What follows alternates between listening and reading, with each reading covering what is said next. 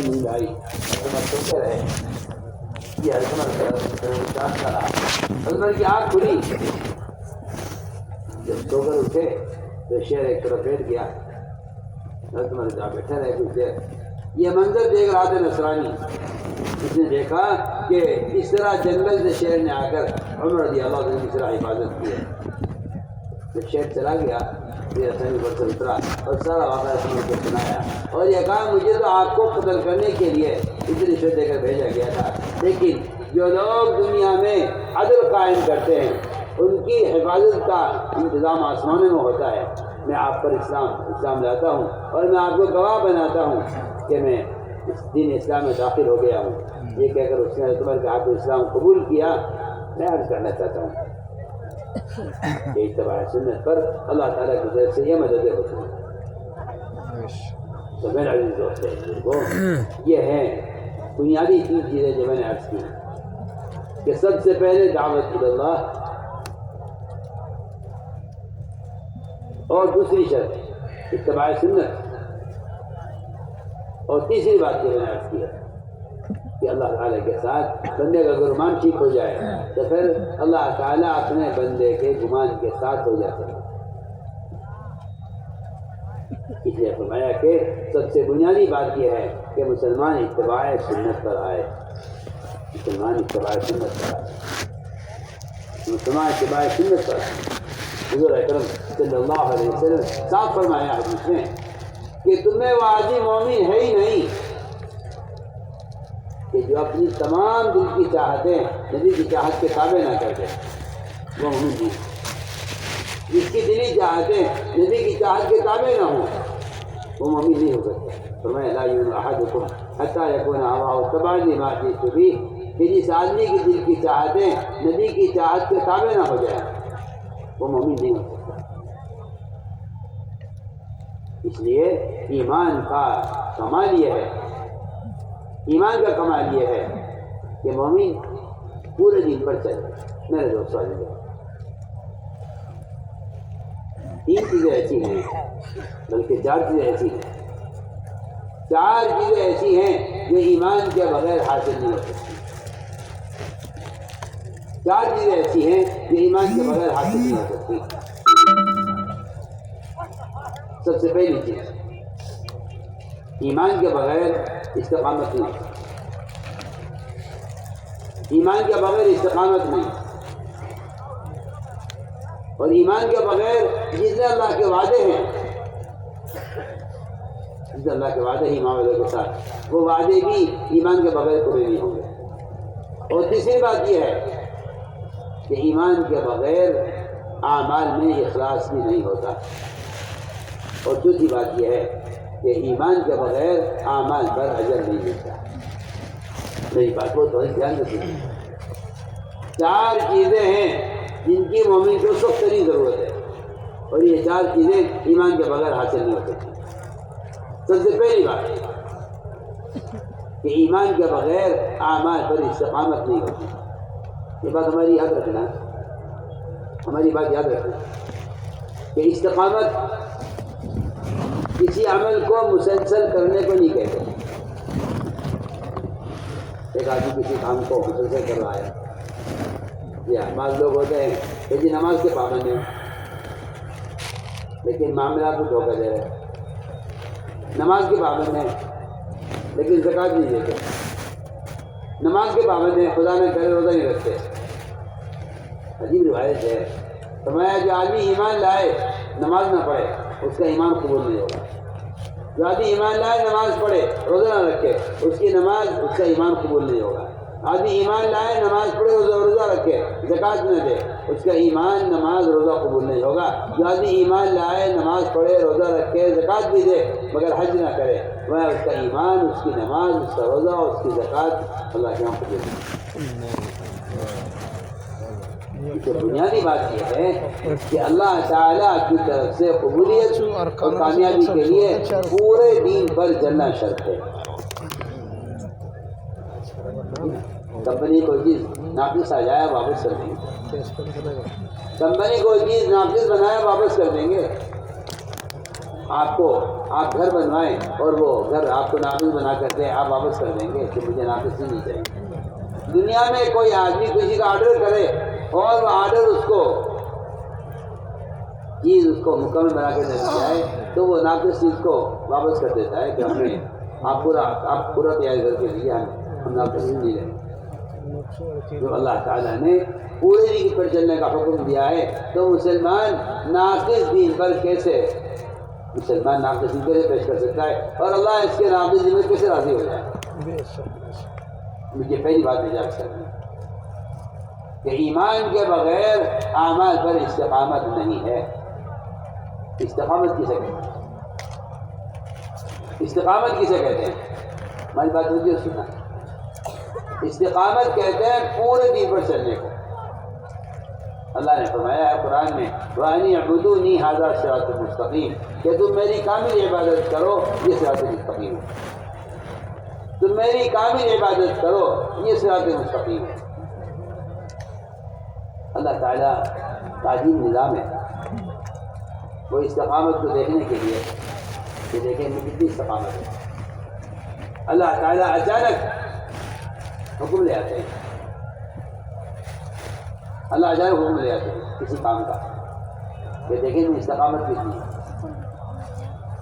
اور اللہ تعالیٰ کا عظیم نظام ہے، وہ سب سے پہلے یہ دیکھتے ہیں کہ جو عبادت کر رہا ہے اس عابد کے اندر عبادت سے تواضع پیدا ہو رہی ہے یا بڑائی پیدا ہو رہی ہے؟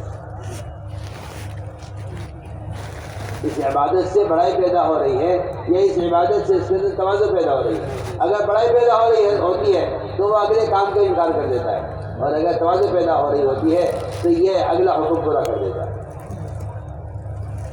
اللہ تعالیٰ نے میں نے عرض کیا کہ اللہ نے استقامت دیکھنے کے لیے حکم دیا، فرشتوں کو حکم دیا آدم کو سجدہ کرنے کا، سب نے سجدہ کیا سوائے ابلیس کے۔ استقامت کی بات یہ تھی کہ یہ اس حکم کو پورا کر دیتا، ان حکم سے انکار کر دیا۔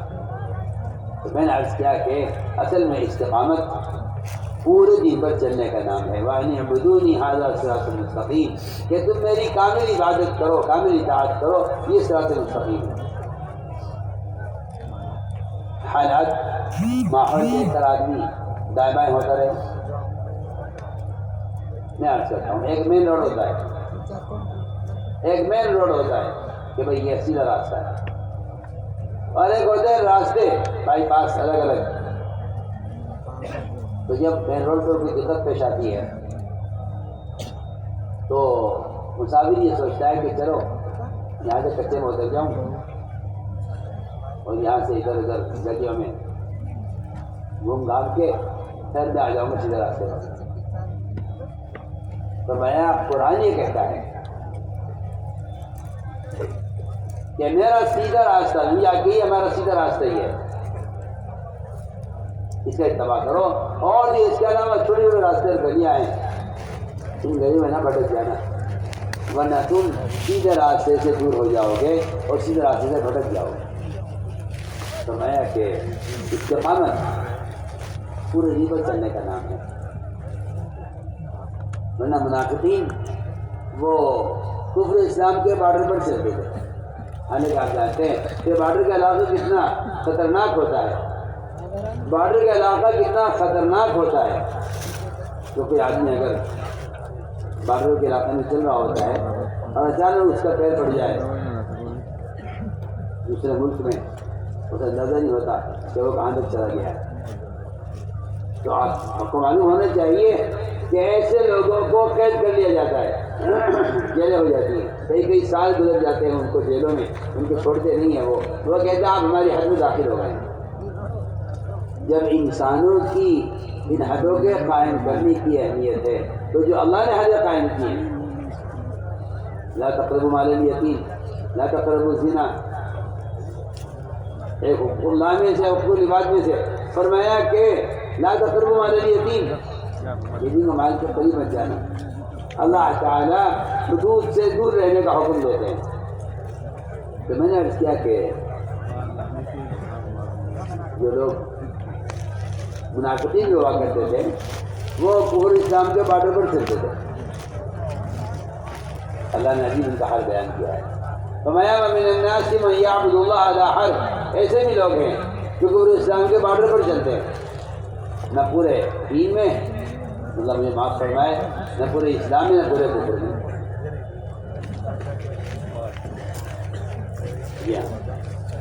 یہ میری بات بہت ضروری ہے.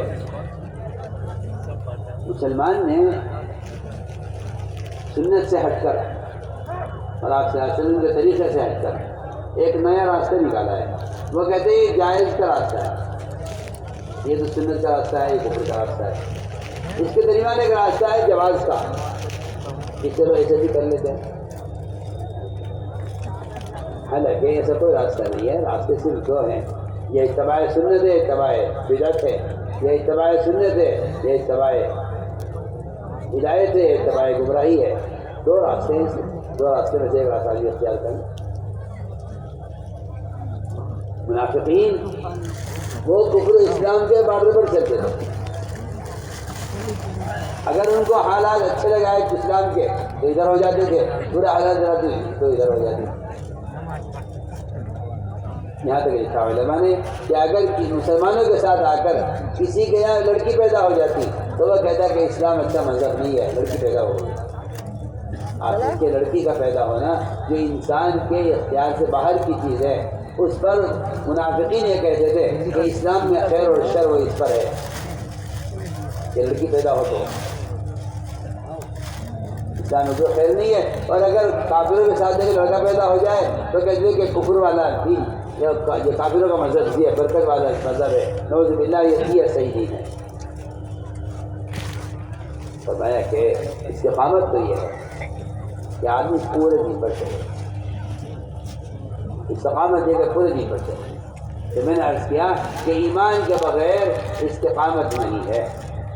ان الذین قالوا ربنا اللہ ثم استقاموا، کہ جو اپن ایمان لائے ہیں ان کو تو چاہیے کہ وہ استقامت کے ساتھ چلیں، یعنی اللہ کے ہر حکم کو پورا کریں. اللہ کے ہر حکم کو پورا کریں. دیکھیے اللہ تعالیٰ کے جو احکام آتے ہیں وہ احکام آتے ہیں کبھی حیثیت کے خلاف، کبھی ماحول کے خلاف، کبھی معمول کے خلاف، کبھی انسان کی ضرورت کے خلاف. آپ ہوتی اللہ تعالیٰ نے گدھے کے گوشت کو حرام کیا ایسے موقع پر جب صحابہ سفر میں تھے تو کھانا ختم ہو گیا، کھانے کے لیے کچھ نہیں تھا. گدھے اس زمانے میں حلال تھے. صحابہ نے گدھا ذبح کیا، اس کا گوشت بنایا. جب گوشت تیار ہو گیا اور صحابہ کھانے کے لیے بیٹھنے لگے، اچانک حکم آ گیا اللہ کی طرف سے. آپ فرمائے جا اعلان کر دیا جا کے صحابہ میں کہ اللہ نے اسی وقت گدھے کے گوشت کو حرام کر دیا. کیوں؟ اللہ تعالیٰ امتحان نہیں چاہتے ہیں. میرے بندے میری بات مانتے ہیں یا نہیں؟ یہ نہیں کہا کہ مدینے پہنچ جائے تھے پھر حرام ہو جاتا، اس کے علاوہ کھانے کو شروع مل جاتا پھر یہ حرام کر دیا جاتا. کھانے کے لیے اور کچھ نہیں ہے، بھوک کی شدت ہے اور گدھے کا گوشت حرام کر دیا اللہ نے. ہم دیکھنا چاہتے ہیں انہیں استقامت نہیں کرنی. اللہ تعالیٰ استقامت کو جانچنے کے لیے اللہ مومن کی استقامت کو جانچنے کے لیے اچانک حکم لے آتے ہیں اس کی ضرورت کے خلاف. حالانکہ کھانا ضرورت ہے اور بھوک کا وقت ہے اور حلال گوشت موجود ہے. اللہ نے دیکھنے کے لیے کہ میری اطاعت کتنی کرتے ہیں، اللہ نے اچانک گدھے کے گوشت کو حرام کر دیا.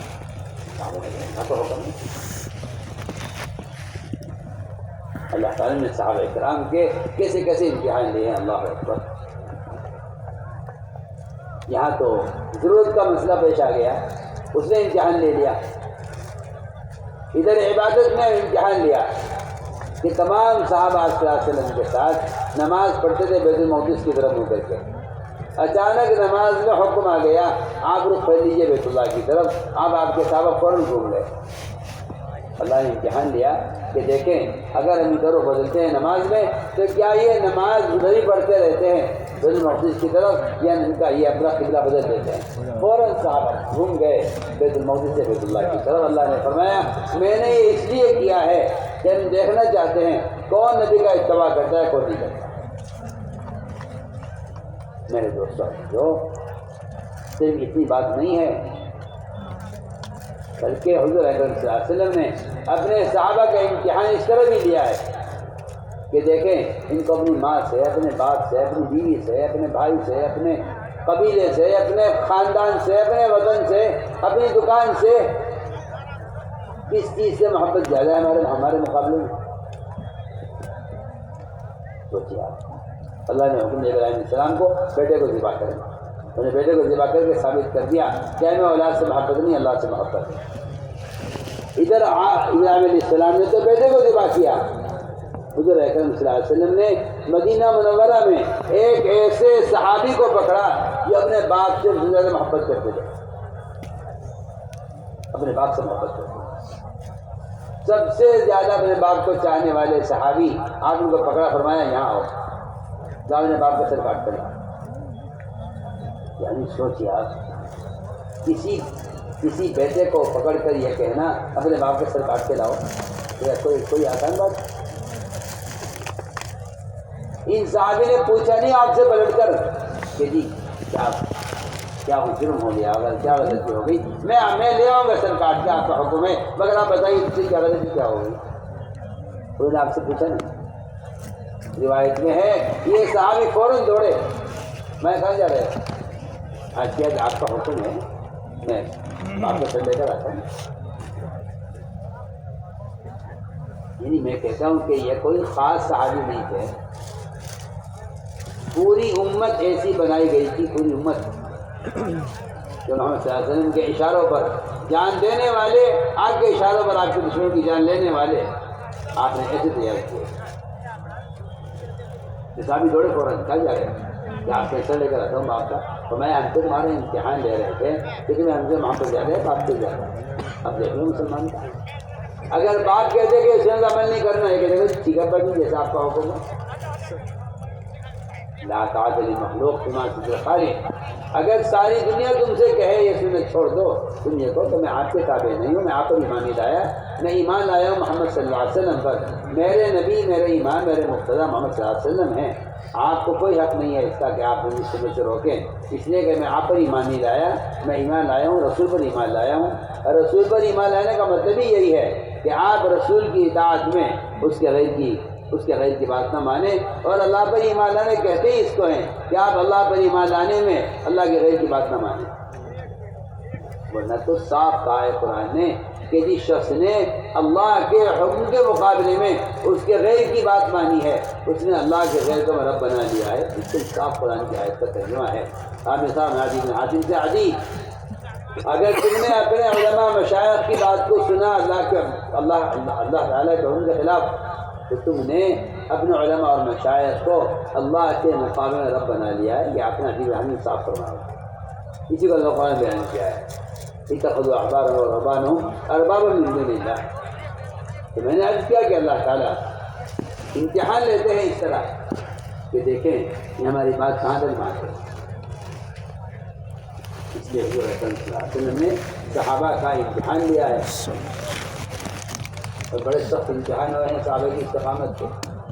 میں پہلی بات کہہ رہا ہوں کہ ایمان کے بغیر استقامت نہیں ہے، ایمان کے بغیر استقامت نہیں ہے۔ اس استقامت کو جو اللہ نے امتحان لیا صحابی کا، اللہ اکبر،